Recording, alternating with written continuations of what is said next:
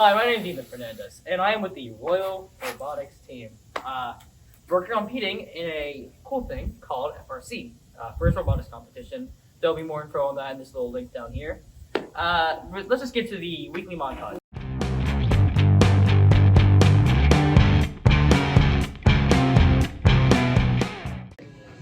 Hi, my name's Sierra. I'm one of the programmers on our robotics team, and right now I am working on coding our drivetrain.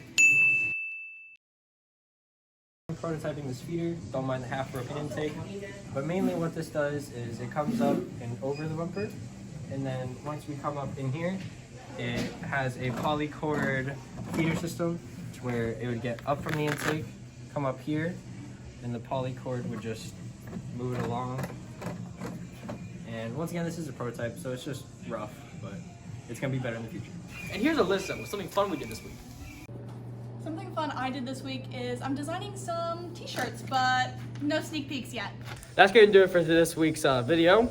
Make sure to catch up with us next week when we do another one. And if you want to keep up with us regularly, go ahead and follow our Instagram, where we will update you even more frequently. So we'll see you next week.